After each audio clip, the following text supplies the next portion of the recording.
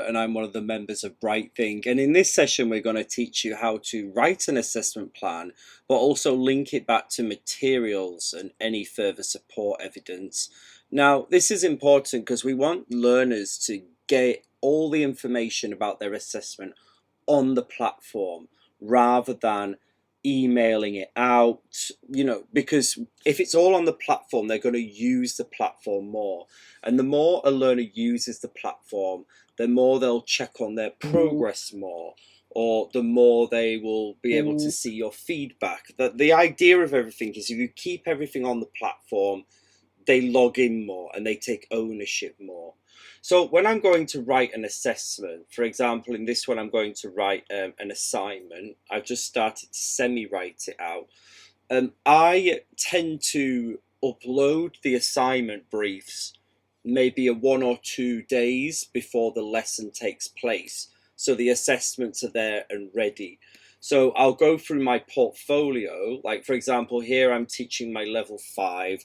I'll go through my portfolio. I've only got one sample learner, Jordan, here, but it could have others. And I'll open it up. I'll click on assessment for each learner and I'll start the assessment plan. Now, before I do the assessment plan, I go to my materials tab, and you can organize your materials any way you want to organize it, right? I like doing it by unit. And then when I go into each unit, oh, 1 second. When I go into each unit, I can then see subunits. So if I go to each unit, I've then divided my class up by learning outcomes. You might want to do yours by lessons, right? But here I'm going to be so say in 2 days' time, I'm going to be doing learning outcome 3 and 4. So if I click on that, and I've already placed all my materials in here. Now, a learner should be able to see the materials they can either preview them. So here's my slides for the class is there.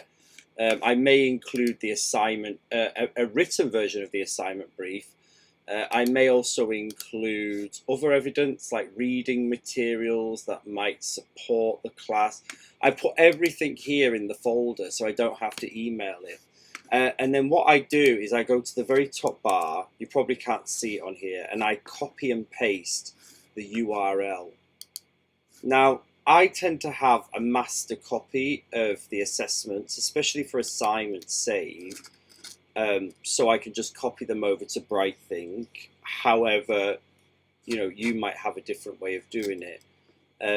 So I'm going to copy the link here. Now, this is great because now what I'm going to write on here is something like all the resources and access to your reading material, something like that. So then what I do is as I go through each learner on the assessment, I'm just going to go back to the assessment plan.